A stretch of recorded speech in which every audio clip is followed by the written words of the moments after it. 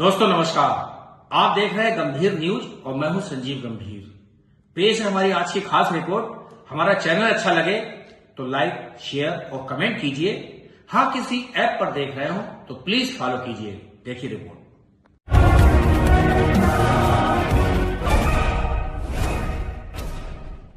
अगर मैं अपने बचपन की बात करूं तो हमारे गांव में गेहूं बहुत कम लोगों के यहाँ हुआ करता था। ज्यादातर लोग ज्वार, बाजरा, मक्का ये चीजें खाते थे क्योंकि गेहूं की उपज ही नहीं थी। आप ऐसे समझिए, अगर थोड़ा सा जानते हो कि 1 बीघा उसमें 40 किलो गेहूं हुआ करता था केवल। आज वही गेहूं 6 कुंटल तक हो रहा है, मतलब 15 गुना।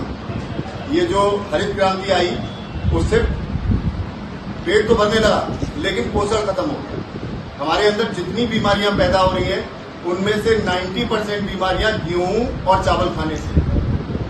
90% बीमारियां। अभी यूरोपियन कंट्री ने गेहूं की उपज, क्योंकि हमारा खाद्यान्न नहीं था गेहूं, ये यूरोप से आया है हमारे पास। अभी वहां पे यूरोपियन लोगों ने खाना छोड़ दिया है गेहूं बिल्कुल, क्योंकि मोटापे की सबसे बड़ी जड़ गेहूं है। हमारे कैंसर की सबसे बड़ी जड़ गेहूं है। हमारे बीपी की सबसे बड़ी जड़ गेहूं है। अगर हमारे को डायबिटीज है तब भी सबसे बड़ी गेहूं ही उसमें सहायक है। इन सबकी जगह अब हमें क्या उसका इस्तेमाल करना चाहिए? मिलेट, जिसको श्रीअन्न बोलते हैं। और श्रीअन्न 2 तरीके के होते हैं, एक मेजर एक माइनर।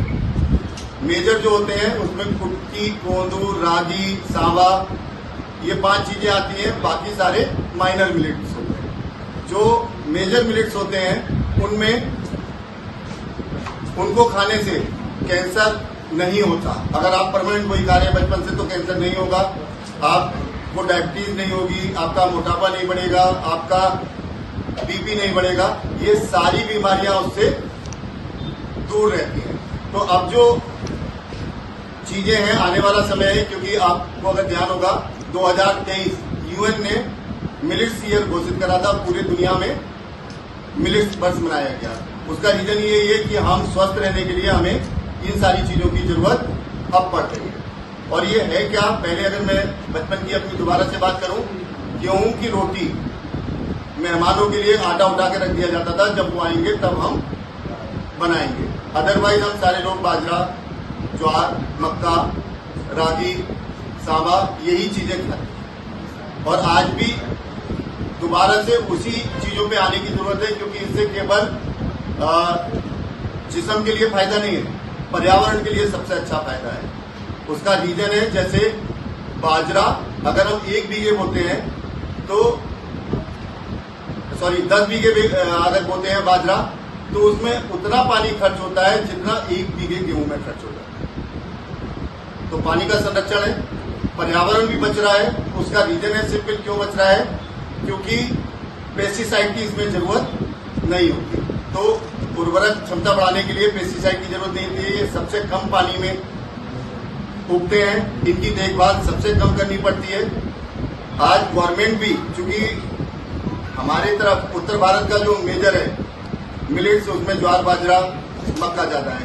इसके बारे में क्यों इसकी वो कर रहा हूँ, ये अवेयरनेस का प्रोग्राम, क्योंकि मैं पिछले 1 साल से न मैंने गेहूं खाया है और न चावल खाए,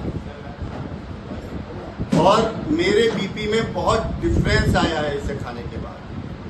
56 साल की उम्र में बिल्कुल स्वस्थ हूँ, और 1 साल खाने के बाद ही ऐसा लगने लगा कि स्फूर्ति और वो बहुत तेजी से बढ़े हैं। तो मैंने जिनको हम बुला रहे हैं, अभी जो प्रोग्राम कर रहे हैं, जिसके बारे में मैं आता हूँ आपके पास, अभी 13 अक्टूबर को IVRI में मिलेट्स की अवेयरनेस को लेकर प्रोग्राम कर रहे हैं, जिसमें खादर वली जी आ रहे हैं, जिन्हें मिलेट्स के ही प्रोग्राम के लिए पद्म श्री से सम्मानित किया गया।